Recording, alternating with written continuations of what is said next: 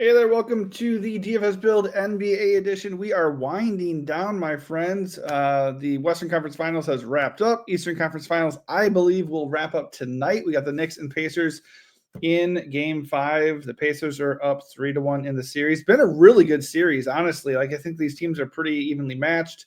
Knicks should have won the first game. They could have won any of these other games for the most part. But it is what it is. It's 3-1.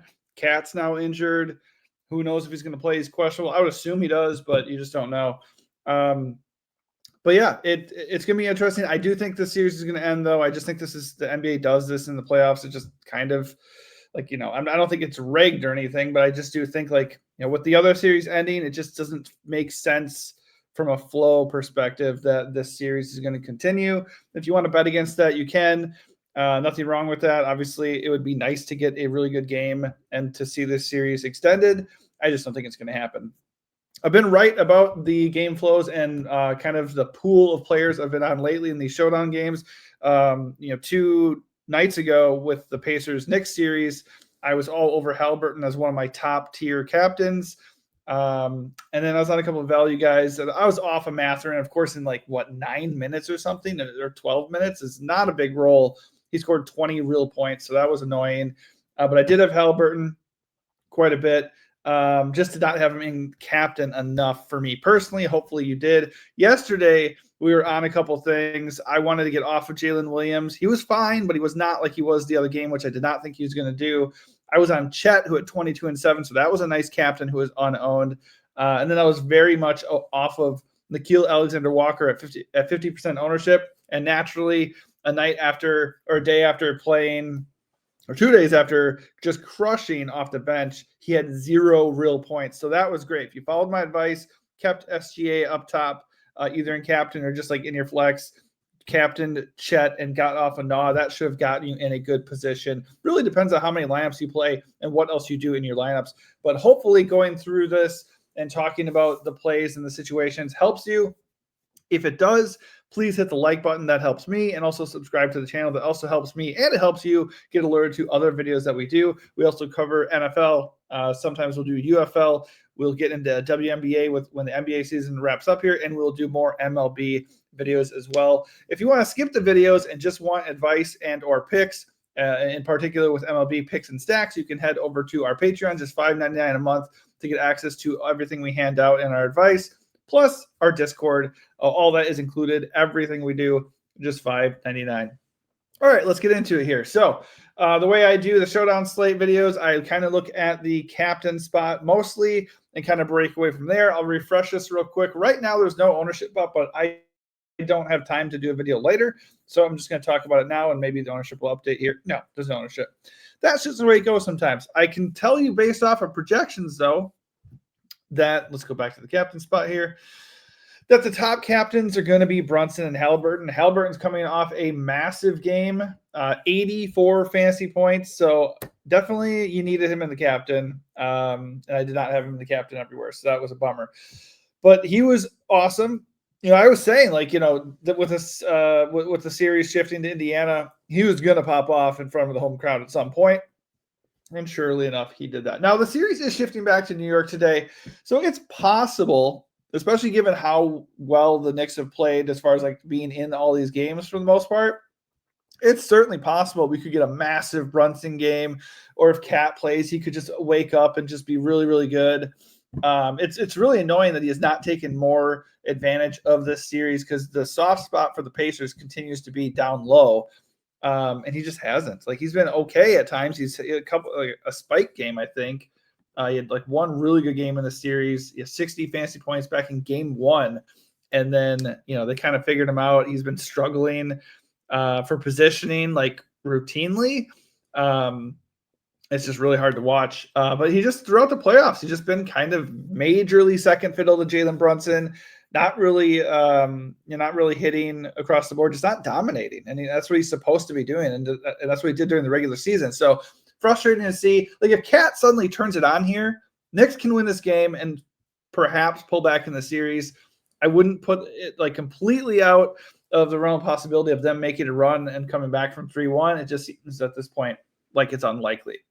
So when teams are up 3-1 and they have a closeout opportunity, typically you just want to be on the lookout for that game, the series ending, and the series ending in horrible fashion, kind of like what we saw with OKC versus Minnesota yesterday.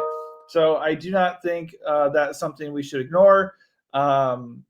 It's worth noting, though, that obviously this is in New York, so it's possible. I don't want to say the Pacers would intentionally lose because they want to close out the series at home, but sometimes you just kind of overlook it or something, and then the series does go back, and then they wrap it up in Game 6. But I don't think the Pacers want to do that, obviously. So naturally, I'm going to be playing into the blowout angle a little bit, and I'm also going to be leaning Pacers in general. All these games have been pretty good, though. So I don't want to go egregiously toward to the left here and the blowout in the blowout way, and kind of just play all these bench guys or something like that. I just want to kind of have that in the back of my mind. That said, Brunson and Haliburton are going to be owned. They're going to be very chalky here. I favor Brunson actually between the two because they're a little bit cheaper, slightly better projection, and if Cat is out, obviously Brunson is just going to be an absolute smash. And if the game can stay close, then Brunson's going to have to deliver a massive, massive game here. He was really quiet in the previous game, and the last game he bounced back with 46 fantasy points. He has also displayed a ceiling in the series, 60 fantasy points in Game 2. In general, he's had a really good usage rate. He's been really effective. He gets body checked every time down the floor, and he still gets buckets. So credit to him. Usage has dipped every game in this series.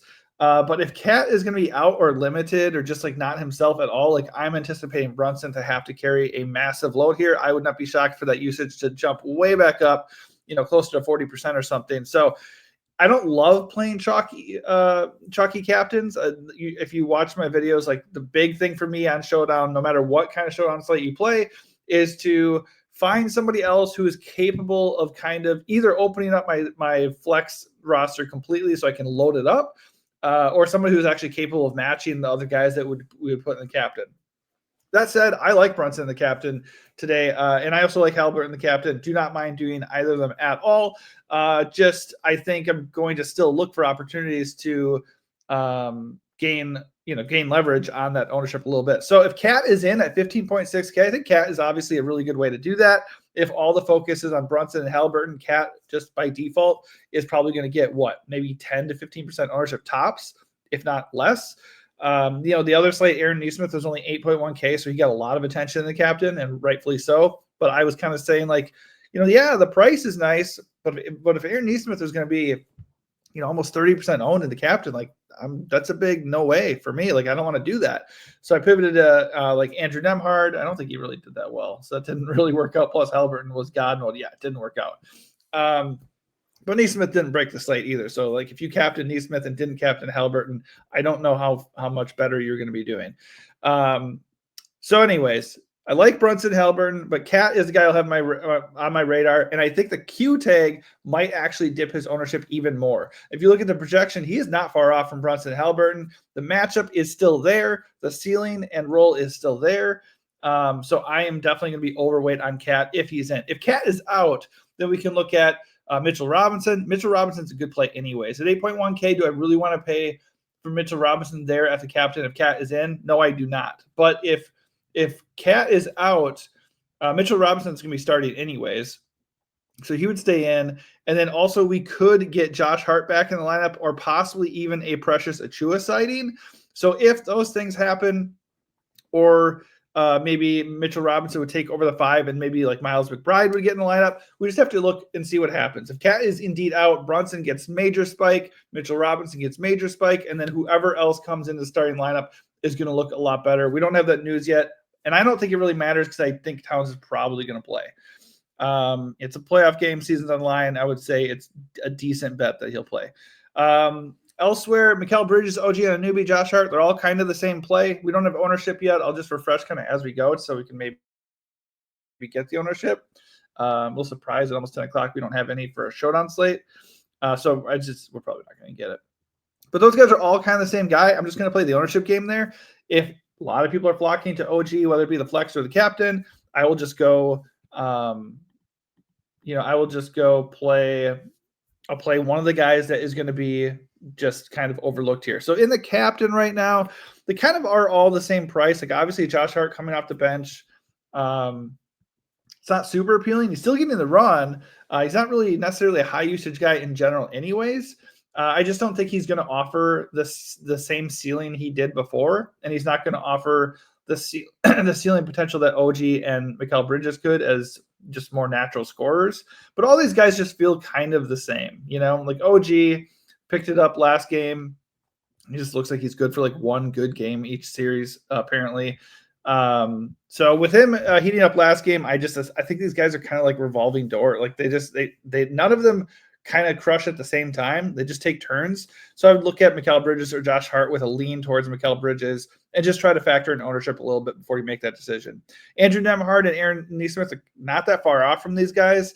Nembhard's a little bit expensive though, considering he does not have high usage or much of a ceiling. So at this point, now that Aaron Nesmith isn't like chalk, Aaron Nesmith over Nembhard is the way I would go for sure. He's also questionable. If Aaron Nesmith is in, it's Aaron Nesmith over Nembhard for me.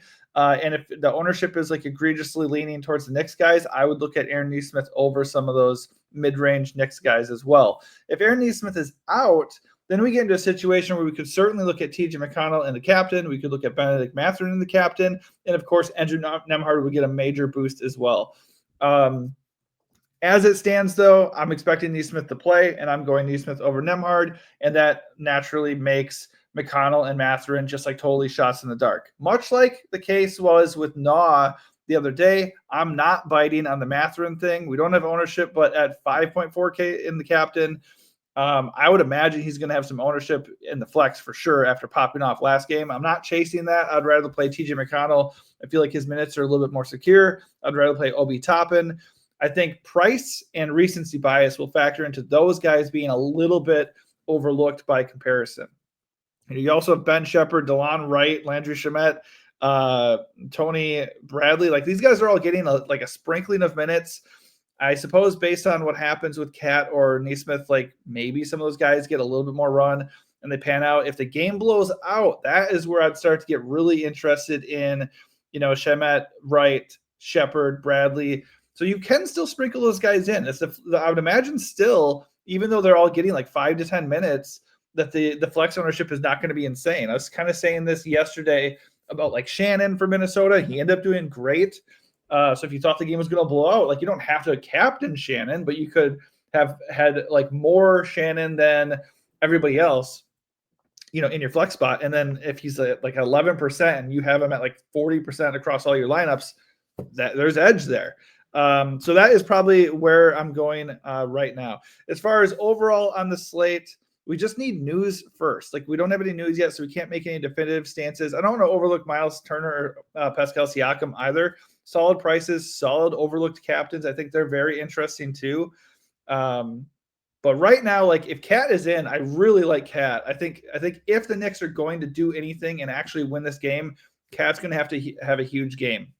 If Cat is out, Mitchell Robinson looks like a really good captain play, and Jalen Brunson would be a rare case where I would gladly go way overweight and eat the chalk, go with Brunson in the captain.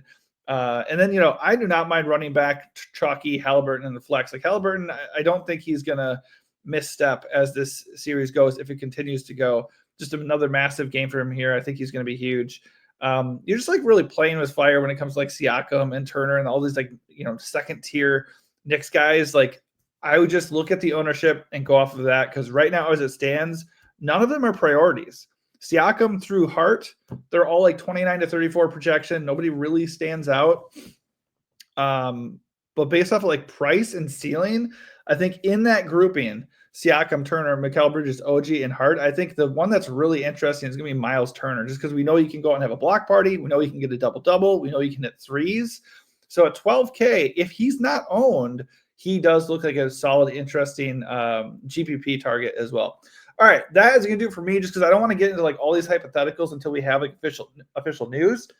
And when that happens, we'll have a finalized strategy and picks in place from Taylor in Discord and Patreon. If you want to get access to that, just $5.99 for everything that we do. We've been red hot in MMA. Like I don't think the core has had a loss in like 4 or 5 straight events. It's been on fire. So we have MMA picks already up for this weekend's event.